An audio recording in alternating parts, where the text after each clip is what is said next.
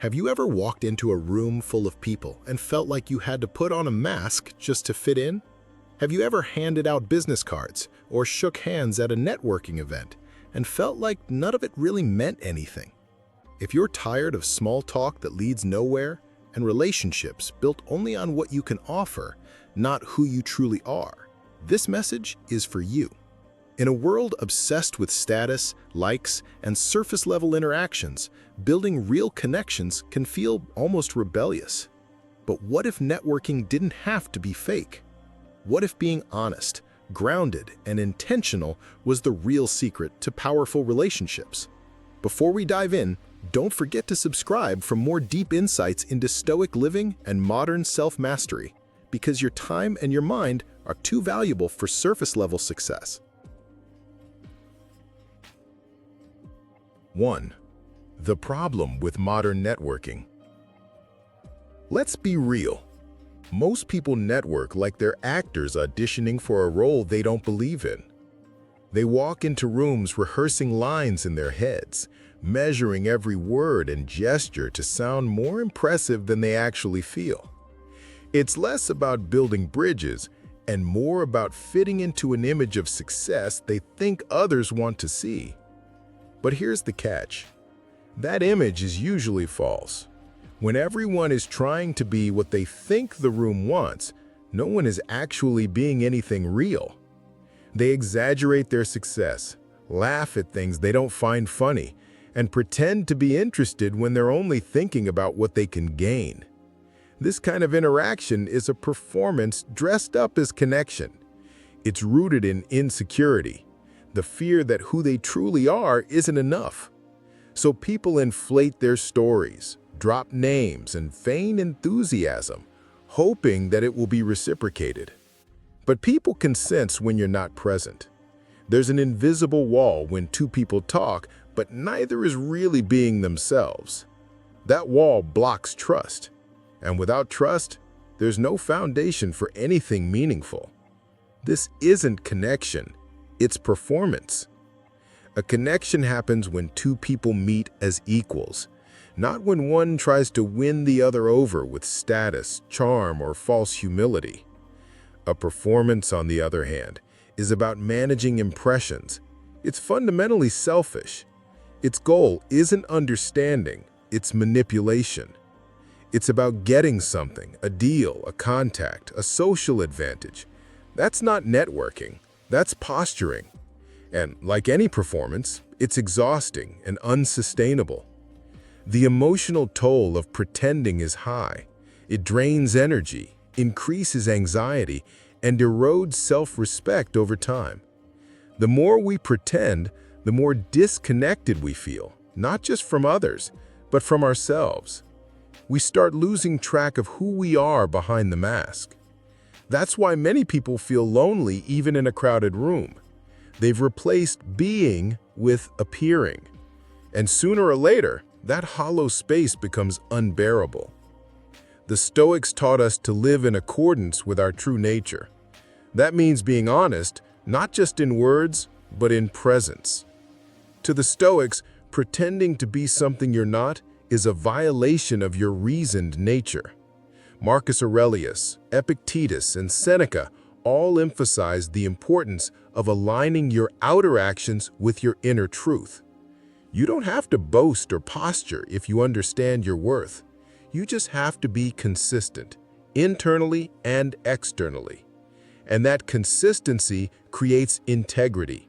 Stoic networking, then, is not about image, but about essence. If your connections are built on pretense, they will crumble under pressure. But relationships rooted in truth, they're unshakable. Surface-level bonds dissolve quickly when adversity strikes, because they were never built on anything solid. But when people connect through shared values, mutual respect, and authentic engagement, those relationships endure. They bend without breaking. In times of challenge, it's the honest connections that step up, not the ones built on charm or convenience. And the truth is, one real connection outweighs 100 shallow ones. Quality over quantity, always. 2. The power of intentional presence. Instead of trying to impress, try to be present. This may sound simple, but in practice, it's incredibly rare. Presence means you're not mentally rehearsing your next sentence while the other person is still speaking. You're not scanning the room for someone more valuable. You're fully with the person in front of you, giving them your undivided attention. That kind of presence is magnetic. It signals respect, and people are drawn to those who make them feel seen. When you meet someone, don't rush to talk about yourself. Slow down. Observe. Feel the energy of the room, the tone of their voice, the story behind their words. Listening is a lost art, but it's also a superpower. The moment you truly listen, you begin to understand not just what someone is saying, but why they're saying it. You pick up on hesitations, word choices, shifts in body language. These subtleties contain emotional data that most miss in their rush to respond. The slower you go, the deeper the exchange becomes. You're not just making conversation, you're building a moment. In a distracted world, attention is currency. And presence? It's the ultimate flex. Phones vibrate, notifications flash, conversations get interrupted mid-sentence, and that's just normal. So when someone offers their full attention, it's instantly noticeable. It's a power move, but not one rooted in domination. It's a quiet, confident demonstration that you're not chasing validation or juggling masks. You're grounded, and in a world addicted to distraction, groundedness is rare and valuable. People remember how you made them feel, not what you said. Maya Angelou put it best, and it applies directly to networking. You could give someone the most eloquent pitch in the world, but if you made them feel rushed, unheard, or judged, none of it will stick. But if you made them feel respected and valued, even with few words, they'll remember that experience. Emotions, not data, make impressions last. And presence is the emotional anchor that turns brief meetings into lasting memories. Networking isn't about collecting names. It's about being fully there, even for a moment, and letting that moment carry weight. It's easy to fall into the numbers game. How many business cards, followers, contacts, but impact isn't measured by volume.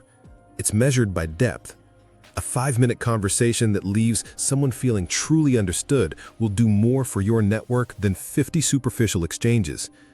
Presence multiplies impact because it embeds your interaction in the other person's memory. That's how influence works, not through noise, but through resonance. The Stoics called this prohairesis, the ability to choose your response and attention deliberately.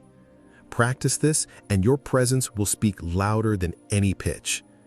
Prohairesis is at the heart of Stoic ethics. It's your power to control your ear world regardless of external chaos. In networking, it means choosing to be still when others rush, to listen when others perform, to connect when others transact. It's an act of will, one that communicates strength, self-awareness, and confidence. And when you lead with that kind of presence, people don't just remember you, they respect you. 3. Authenticity over appearance. Authenticity isn't a branding strategy, it's a way of life. In a culture obsessed with personal brands and polished identities, authenticity has been hijacked into yet another performance. People curate their authentic selves for public approval, but real authenticity isn't about optics, it's about truth. It's about showing up consistently, even when it's inconvenient, imperfect, or unpopular. It's not an accessory you wear, it's your core lived out loud. Don't just say what sounds good, say what's true, even if it's not polished. There's courage in honesty. In a room full of people saying what they think others want to hear, speaking your truth is disruptive. And that disruption builds credibility. People are hungry for realness. When you share a perspective or experience that isn't manicured for applause, it cuts through the noise. You don't have to have the perfect words. You just need the real ones. Truth has a tone that can't be faked. In a room full of curated personas, the one who speaks honestly stands out. Everyone's trying to look the part, confident, successful, put together, but underneath, most are anxious, unsure, and exhausted by the act. So when someone shows up with nothing to prove, nothing to hide, it's like fresh air. That kind of energy is not only refreshing, it's influential. It invites others to exhale, drop their guard, and speak more freely. And that kind of influence is far more powerful than polished delivery. This doesn't mean oversharing or turning conversations into therapy. It means showing up as you, without the mask. Authenticity isn't an excuse to dump your life story on strangers. It's not radical transparency. It's grounded integrity. You don't need to reveal everything. You just need to be real with what you do share. It's the difference between being open and being performative. When you're grounded in who you are, you're not trying to be impressive. You're just being. And that, paradoxically, is what impresses the most. Real people are rare, and rare is valuable. The more common the performance becomes, the more priceless authenticity becomes. People will pay attention to someone who speaks with conviction, even if their story isn't glamorous. They'll trust someone who admits uncertainty over someone who pretends to know it all. Why? Because truth is magnetic. It may not always be pretty, but it's always powerful. And in a sea of sameness, being real is the ultimate differentiator.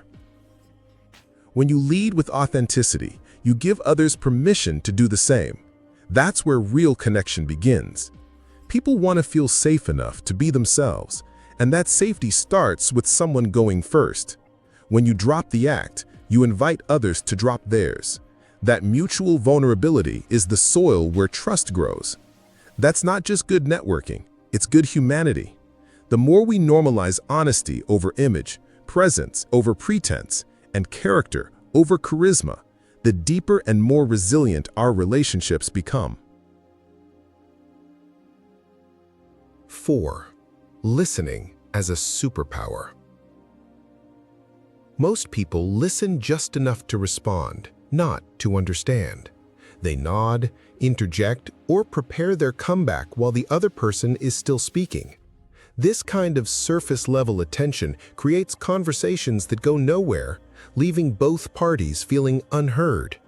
It's a product of ego, insecurity, and the rush of modern communication. But when we only listen to reply, we miss the deeper signals, the emotion behind the words, the context behind the concern, the humanity behind the voice. This shallow listening keeps relationships brittle, professional settings unproductive, and friendships stuck in cycles of misunderstanding. Listening to understand requires something far more difficult: presence. It demands that you place your agenda aside, pause your inner commentary, and enter the speaker's world with humility and care. But if you want to build trust, become a world-class listener. Listening, deep, active, compassionate listening, is one of the most underrated superpowers in the human toolkit. In a world of loud voices and short attention spans, the quiet listener stands out. When you listen well, people feel seen and valued. Trust isn't built on charisma alone. It's built on moments when someone feels safe enough to speak without fear of being dismissed, judged, or redirected. True listening disarms defenses. It makes people lean in instead of pulling away. And in that rare state of being heard, problems get solved faster, tension dissolves, and deeper connections are forged. Leaders, friends, parents, and partners who master the art of listening often command more loyalty than those who simply know how to talk well. Ask questions and don't rush to fill the silence. People open up when they feel heard, not when they feel analyzed. There's a difference between interrogation and inquiry. Questions that come from curiosity, not control, invite others to share more of themselves. And then there's silence, often feared, but incredibly powerful. Silence gives people room to think, reflect, and go deeper. Don't rob someone of the gift of reflection by filling every pause with chatter. Sometimes what someone truly wants isn't advice or correction, it's acknowledgement. Your ability to hold space without imposing your opinion too early creates a safe zone where vulnerability can exist. In this space, people say what they didn't even know they were ready to say. The Stoics believed in mastering the self, and part of that is quieting your ego long enough to truly hear another soul. Marcus Aurelius wrote about the value of restraint, the importance of perspective, and the discipline of not reacting impulsively. These are all foundational traits for great listeners. Listening isn't passive, it's a deliberate act of self-control. You're resisting the urge to dominate, to correct, to win. You're practicing humility by recognizing that someone else's truth deserves room, even if it challenges your own. The ego always wants to speak first, to solve, to fix.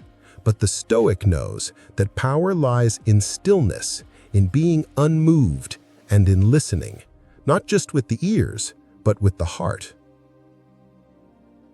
When someone speaks, listen with your eyes, your body language, your silence. Communication is not just verbal, it's physical, emotional, and energetic. Your body can signal whether you're engaged or distracted. Eye contact, open posture, and relaxed stillness all say, "I'm here, fully." Meanwhile, fidgeting, looking at your phone, or giving half smiles send the opposite message. Stoic wisdom reminds us to align our internal calm with external presence. If you want to honor someone's voice, give them your whole presence. Don't just be near them, be with them. Because the one who listens well, that's the one who people remember, trust, and return to. People don't remember the smartest thing you said, they remember how you made them feel. And if you made them feel understood, they'll never forget you. Whether in business, love, or friendship, great listeners are magnetic. They don't just hear words, they hear intent, pain, joy, and uncertainty. In a noisy world, listening becomes an act of rare generosity. The listener becomes a quiet sanctuary in the chaos of life. And once people find that sanctuary, they return to it again and again, not out of neediness, but out of gratitude. So listen well, and you'll never run out of meaningful relationships. 5. Give more than you take. If your relationships are transactional, they'll end as soon as the value runs out. This is the problem with using people as stepping stones. Eventually, they notice, and once they do, the foundation crumbles. When you only give with expectations of return, your kindness becomes currency, not sincerity. People can sense when they're being kept on a mental scorecard. The truth is, value-based relationships, ones that hinge on continual exchange, are fragile. They're efficient in business, perhaps, but hollow in meaning. They collapse under stress and falter when conditions change. Real connection can't be built on the shaky ground of, "I'll scratch your back if you scratch mine." True connection starts when you give without keeping track. But when you give freely, knowledge, encouragement, help without keeping score, you build something deeper, loyalty. Generosity plants seeds that grow trust. Trust forms bonds that are hard to break. Encouragement given at the right moment can change someone's entire path. A shared resource, a kind word, or help offered in silence often outlasts the grandest gestures. And the amazing part? Most people don't forget those who gave when they didn't have to. Reciprocity may not come immediately, but it often comes tenfold and from places you never expected. The person you help today might not be able to repay you, but they'll speak your name in rooms you're not in. That's how doors open, through legacy, not leverage. True networking isn't asking, "What can I get?" It's asking, "How can I serve?" That one shift changes everything. The most effective leaders, creators, and collaborators often give far more than they take. They serve their communities, support others' success, and uplift voices besides their own. Why? Because they understand that real influence is rooted in impact, not image. The Stoic Way is not about self-promotion, it's about self-contribution. Epictetus reminds us to ask not what others are doing, but what we are doing to live virtuously. And in every interaction, generosity is one of the highest virtues. Service builds networks of goodwill that are stronger than any business card or favor owed. The Stoics taught us that we're all part of the same human community, so don't hoard your gifts, share them. Marcus Aurelius often wrote about our interdependence, that we were born not for ourselves, but for the service of the greater whole. This wasn't a poetic ideal, it was a practical philosophy. The carpenter doesn't withhold his tools, nor does the baker keep all his bread. Likewise, your talents, knowledge, and time aren't just yours to possess, they're yours to circulate. The more you hoard, the less you grow. But the more you give, the more connected and capable you become. The Stoic doesn't ask, "What do I deserve?" but rather, "What can I offer?" You'd be surprised how far generosity travels. One sincere act can open more doors than 100 clever pitches. In a crowded world full of ambition and hustle, sincerity cuts through. That email of thanks you send, that reference you offer, that effort you give without seeking attention, these ripple far beyond what you can see. Generosity doesn't operate on a linear timeline. It compounds in ways you may never witness directly. And the people who receive your kindness, they become conduits of that same energy, often passing it forward, amplifying your impact long after you've moved on. Legacy is born from these moments, not in monuments, but in people. And those who rise by lifting others, they rise the highest, because they're not just rising, they're building. They create communities around them, and those communities become fortresses of support. They're not climbing a ladder alone, they're constructing a staircase others can walk up to. That's real success. The Stoics would remind us that life isn't about amassing, but aligning. Align your efforts with service, and the success you create will be one that lasts, nourishes, and endures. It's not about sacrificing yourself for others, it's about recognizing that when we give without fear, we gain more than we ever lose. You don't need to fake it to make it. You don't need to wear a mask to belong.